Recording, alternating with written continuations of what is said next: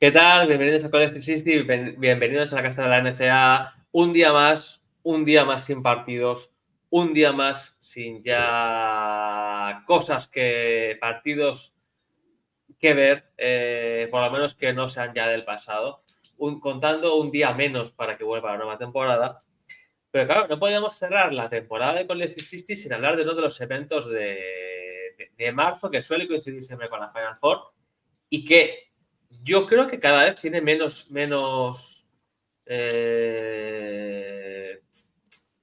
luces, menos focos, menos historias. Entiendo también que porque a lo mejor, ahora Jorge me lo dirá, es una auténtica pachanga el partido, no se ve nada, no hay competitividad. Este torneo siempre ha sido el punto de comienzo de la nueva temporada de NCAA porque tú empiezas a ver ya los jugadores que llegan a la NCAA. Lo primero, Jorge, bienvenido a tu casa un día más, hoy para hablar del McDonald's All American Game 2025, el cual si ya la camada de 2024 nos ha dejado muy buenas sensaciones con muchos freshman que han dominado en la liga, esta del 2025 parece que cuidado, que no se queda corta tampoco. Buenas tardes, buenas noches, cuando sea, cuando nos vean. Pues sí, la verdad es que no es un tema en el que haya profundizado mucho estos últimos años, pero me apetecía mucho ver el partido porque una vez terminada la NCAA pura y dura, y eso no puede ser solo transfer portal, hay que volver un poco al tema del recruiting, que tan importante era hace 10 años, 8 años, 9 años, donde la base de los equipos para el año siguiente eran los jugadores que reclutaban, ¿no? Y entonces siempre era interesante ver el McDonald's un poco para hacerte un poco la idea de cómo eran los jugadores, ¿no? Y por eso este año, pues recogí el guante y dije, voy a verlo y lo comentamos un poco para ver por lo que dicen, ¿no? Porque es que me parece que la camada de 2024 ha sido bastante buena y creo que esta del 2025 tiene una pinta bastante parecida, ¿no? Se vieron cosas muy interesantes, jugadores que ahora hablaremos y veremos a ver cómo se desarrollan estos meses antes de empezar la temporada, pero vamos, los nuevos jugadores que llegan, muchos tendrán impacto inmediato. Si quieres, Jorge, para que la gente que no lo sepa, o sea, vamos a poner en el vídeo la descripción del vídeo en un comentario. Voy a dejar, mejor en un comentario por lo que pueda ser, voy a dejar un link al partido que se puede ver en YouTube. Está subido, correr a verlo Sí. antes de que lo cierren por si acaso. Vale, pero o sea, sabéis que nuestra página por excelencia de reclutamiento high school es 24/7 y nos gusta ver no el ranking que tienen ellos, sino el que sacan ellos, el composite, que es la media de las principales páginas de reclutamiento del país, y vamos a nombrar los 7 mejores, los 7 primeros jugadores, que son el 1 AJ Divansa, que va a BYU, el 2 Cameron Busser, que va a Duke, el 3 Darren Peterson, que va a Kansas, el 4 Nate Amen, que todavía es un jugador que no está decidido, que tenemos que hablar de este chico totalmente, el 5 es Chris Sinak Jr., que es el que hablaba Jorge el día de la previa de la Final Four, el pivot que va a Houston, ese es Caleb Wilson, una de las pivot que va a North Carolina, y el 7, un Alaya Arenas, hijo de Gilbert Arenas, que va a USC, que se me ha dicho Jorge. Tenemos que hablar de este sí o sí también. Jorge, la verdad que es una camada con gente muy interesante, ¿no? Parece que J.D. Vance, Darren Peterson se pueden pelear el uno del draft del año siguiente. No vamos a entrar ahí, simplemente vamos a hablar de jugadores. Jugadores que te llamaron la atención en el McDonald's. Si queréis proponer nombre, es J.D. Vance, que no lo conocías, ¿no? A mí me pareció que tuvo un partido, o sea, no quiso como ser muy protagonista, ¿no? Él como sabía lo que iba y como que él ya es conocido y no le hizo falta, pero pese a todo se le ve en maneras de crack total. Sí, me sorprendió porque me esperaba otro tipo de jugador, ¿eh? No había visto prácticamente nada de él, sabía del reclutamiento por BYU en su día y la verdad es que me sorprendió para bien. Me sorprendió para bien el tipo de jugador que es. Es un jugador completamente, pese a medir casi 7 pies, es un jugador completamente cara al aro, atacando desde el exterior, muy físico, le falta todavía desarrollarse un pelín, pero ya con unas capacidades atléticas y técnicas bastante buenas. y como dices tú, tampoco se tomó el partido excesivamente en serio y aún así anotó con solvencia y hizo cosas interesantes y se le vio no muy, o sea, bastante por encima del resto, ¿no? Quitando Peterson que estuvo un poco a la par y Boozer, el resto o sea, se les vio como que esos tres estaban un escalón por encima del resto, por lo menos lo que se vio, aunque no es un partido para sacar muchas conclusiones. Y la verdad es que es un gran añadido a una BYU que como consiga retener alguna pieza importante, va a partir muy arriba en los rankings al año que viene, ¿no? Con este jugador liderando. Un jugador de impacto. Va a ser titular y va a ser one and done seguramente y lo tiene todo para triunfar en la NBA también. O sea, me pareció un tío muy completo. Gente de la NBA ha puesto pasta en BYU para que se quede en el estado y allí pues sabéis que este chico ha jugado en un high school de Utah este último año, pero ha estado como casi todos los grandes cracks en varios high schools del país. Y el otro gran nombre, quitando a Cameron Boozer, que luego hablaremos de los de Duke de forma conjunta, lo has comentado tú, Jorge, es Darren Peterson. Un tío que tú lo ves jugar aquí, le ves jugar en un entrenamiento y yo creo que no te esconde nada, ¿no? Es un tipo que se le ve que cuando le llegue el balón lo va a soltar muy pocas veces. Es un tío que tiene el aro en la cabeza y es un tío que te puede hacer 20, 30, 40 puntos o liártela. Pero es un tío que tiene pinta que llega a Kansas a ser el líder de Kansas y a tirarse bastante balones. Sí, yo creo que es un escolta de los que le gustan a Bill Self, ¿no? De los que ha reclutado durante muchos años. Un jugador también de impacto inmediato, que seguramente solo esté un año, capaz de anotar de muchas maneras. Se le vio que tenía buen tiro, se le vio que tiene buena capacidad defensiva, siendo que era un partido medio pachanga, pero hizo varios robos y una capacidad física y atlética también por encima de la media, ¿no? Me recuerda mucho a lo mejor a Scom de Baylor este año, ese tipo de jugador ahí en ese estilo de jugador y creo que puede encajar muy bien en el estilo de Bill Self, ¿no?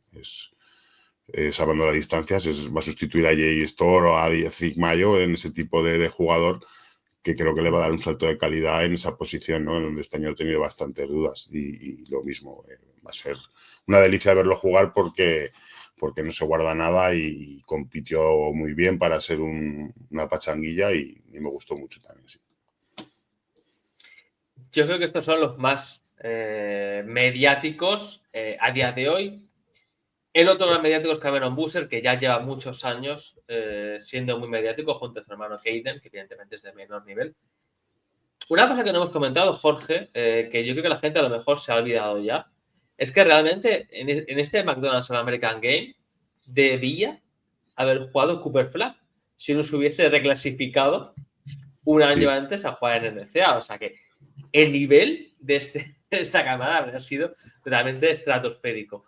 Pero Jon Scheyer, que ha hecho un temporadón este año en Duke, pese a caer como cayó contra Houston y demás, para mí temporadón de Jon Scheyer, creando una cultura ya en Duke post-Coach K, sin que nadie nombre a Coach K. Por cierto, que eso es totalmente una labor increíble de Jon Scheyer, que lo sabes que yo le pego muchos palos a Jon Scheyer, pero al César lo que es del César, y poca gente ha nombrado a Coach K o que Duke estaba mejor con Coach K. Lleva 3 años, ha metido en Final Four y cuidado. Reclutando, sigue siendo de los mejores. Cameron Boozer, Caden Boozer, Nick Kamenia, que ya jugó este verano en el U18 en el FIBA Américas, que lo vimos aquí en el canal.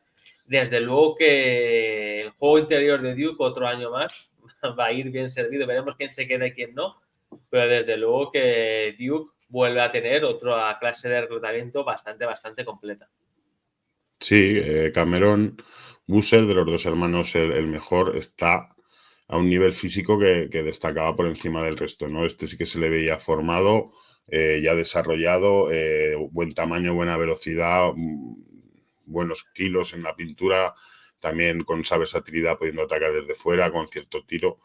No me recuerda físicamente al padre, porque el padre era muchísimo más ancho, digamos, tenía unas espaldas que eran imponentes y era un jugador físicamente imponente, pero quizás este chico pueda ser más versátil, ¿no? Pueda alternar interior-exterior y ser una amenaza constante. Y el hecho de que Cooper Flag se reclasificara permitió la llegada luego de ellos, porque por lo visto no querían coincidir, porque por lo que decían eran demasiados gallos en el mismo corral y por eso uno se reclasificó y el otro se esperó. Y creo que hicieron lo correcto, ¿no? Porque yo creo que los dos jugando a la vez hubiera sido a lo mejor contraproducente. Y yo creo que también es un chico que está preparado ya para esta competición y que va a ser titular desde el minuto 1 y va a aportar, va a ocupar el lugar de Cooper Flag tal cual y está a un nivel también muy alto. Me gustó mucho también, la verdad. Y lo vi de todos los que vimos, quitando otro jugador que diremos luego, el más desarrollado ya físicamente para esta competición.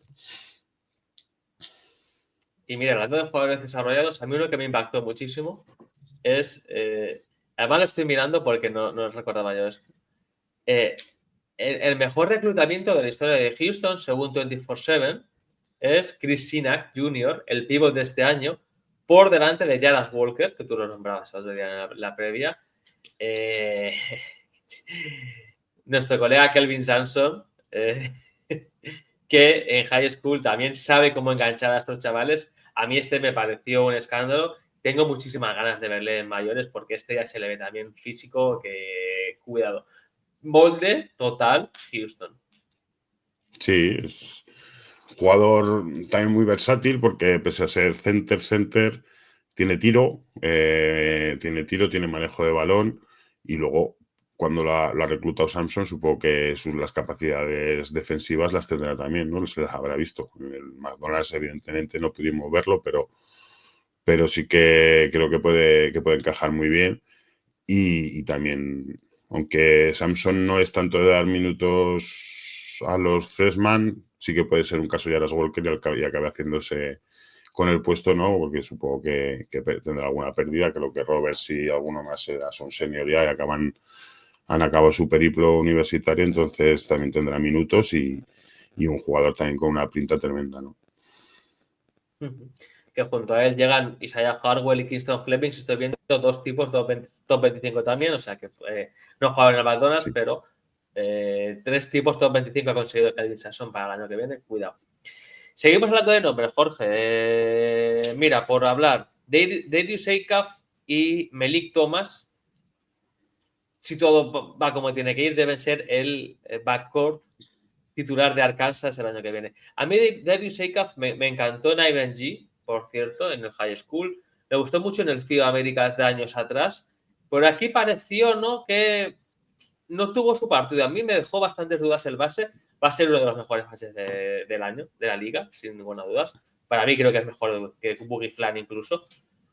Pero creo que el pack con Melik Thomas les hace un backcourt muy dinámico y súper interesante en la nueva Arkansas de nuestro querido John Calipari. Pues sí, pues prototipos de jugadores exteriores que le gustan reclutar al señor contrato vitalicio, con capacidad de anotación los dos.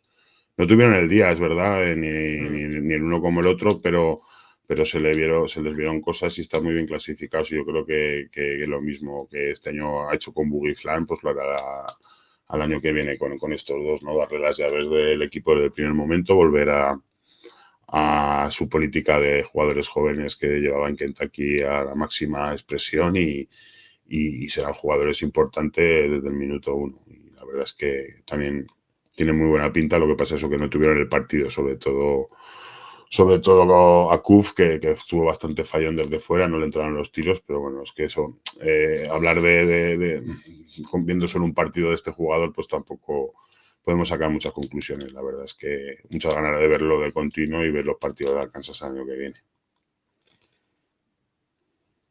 Totalmente. Y por acabar, Jorge, ya que hemos hablado de muchos nombres, cuéntame qué jugadores under the radar en cuanto a... Under the radar, aquí evidentemente no hay ninguno under the radar jugando en McDonald's, pero bueno, que no tenían, yo creo que tanto nombre como Dipansa, Peterson, Cameron Boozer, pero que te llamaron la atención del partido. Me has comentado dos mínimo. Uno en Kentucky, sí, pues, y otro en Baylor. Sí, el de Baylor, Tumdi Yesufu, me gustó mucho porque es detrás de Cameron Boozer seguramente el jugador también físico, con el físico ya formado al 100%, brazos larguísimos, muy fuerte y encaja perfectamente, yo creo que también con la filosofía que tiene Coach Drew en los jugadores exteriores y robó muchos balones, unos brazos larguísimos y una capacidad atlética brutal. Nos va a deleitar con muchos mates, con muchas jugadas por encima del aro, de estar de póster, Yo creo que es un jugador que encaja a la perfección en Baylor y que sustituirá más o menos por rol, supongo que a Scom, ¿no? Cuando se marcha al draft y la verdad es que me gustó mucho. Y el otro fue Malaki Moreno, ¿no? Un pívot larguiducho que sí que es verdad que le falta todavía coger algo de músculo, pero en estos 6 meses que tiene hasta que llegue a Kentucky también me gustó mucho, muy peleón, se busca muy bien los tiros, tenía buena mano y peleó mucho el rebote ofensivo, creo que le hace falta a Kentucky, ¿no? Un jugador que rebotee muy bien y la verdad que fue de lo más interesante que vi, de lo que sí que es verdad que de él no tenía nada visto y me gustó mucho y creo que se puede adaptar también muy bien al estilo dinámico de Pope, pero aportándole quizá o intentando paliar las carencias que ha tenido en el rebote este año un equipo como Kentucky. Y en defensa, ¿no? Yo creo que puede aportar en esas dos facetas y le puede venir muy bien al equipo. Y ya por cerrar, Jorge, en Yukon, nuestro amigo Dan Harley tenía un par de jugadores, Darius Adams, Braylon Mullins y Eric Reibe, el pívot. Sí. Y a mí me dejaron un poco frío. O sea, entiendo que son jugadores que tampoco tienen caché o mentalidad para llamar la atención aquí, pero creo que son 3 tipos que le van a venir de lujo a nuestro amigo Harley, sobre todo Eric Reiby, el pivot, creo que es una pieza muy importante para ellos, el 7 pies, y creo que de los 3, Braylon Mullins es un tirador, el hijo del coach Mullins, que estaba en la Missouri Valley, pero yo creo que Reiby es la clave de este equipo, perdón, de esta camada que llega a Yukon. Sí, la actuación fue bastante decepcionante, ¿no? Porque partían como titular 2 de ellos y yo esperaba más, ¿no? Porque al final cuando haces un quinteto titular en un campeonato como esto, o sea, en un partido como este, te esperas a lo mejor un poco más de ellos, ¿no? Mal día o las circunstancias no fueron las correctas o que no son jugadores que se tomaron el partido a lo mejor con el afán de protagonismo que sí que se lo tomaron otros. Y pasaron un poco desapercibidos tanto uno como otro, igual que Darius Adams, que cuando salió también cometió muchas pérdidas, no estuvieron centrados, pero al final 3 reclutas top 25 para Harley para darle una vueltecilla al programa este año, ¿no? Meter sangre fresca después de este año más de transición que ha tenido y ver si pueden ser competitivos al año que viene otra vez, como lo han sido los años anteriores. Muy bien, Jorge, pues no sé si se nos queda algo por comentar. Yo creo que hemos hablado de muchísimos jugadores. Mira, un detalle rápido. Hablamos en su día de que el base español de Juan Córdoba, Guillermo del Pino, podía acabar en Louisville, o que se rumoreaba que iba a acabar allí. Pues hombre, con un base como Mikel Brown, 5 estrellas, top 10 del país, base suplente, me parece que fue de titular, si no fue el titular, fue el suplente puro, base 2 del equipo del oeste. Por muy bueno que sea Guillermo del Pino, que sabemos que lo es, llegar a Estados Unidos, llegar a Louisville y jugar tener a un tipo 5 estrellas, top 10 high school por delante, hay que ver cómo se eligen los destinos, porque cuidado, porque a lo mejor que él sí ya se lo tiene más conocido y Es complicado. Es complicado ir a Louisville en la dinámica que están ahora porque aparte de este chico que dices, también suena bastante uno de los que está todavía por decidir, como era Nate Ayman, que también es un 3 muy alto. Que no lo hemos comentado, Nate Ayman, por cierto, que fue, si no el MVP, el que mejor impacto nos causó, ¿no, Jorge? Sí, sobre todo al principio del partido empezó muy fuerte y también con tiro, también muy grande, muy alto, estilo de Ivansa, pero jugando por fuera. Entonces, meterse en ese perímetro con estos 2 reclutas, más alguna cosa en el transfer portal que ha llegado también a Louisville, lo veo una situación arriesgada, ¿no? Y por comentar otro jugador antes de que eso, pues a Laia Arenas, ¿no? Que va a los Trojans de USC, a mi equipo.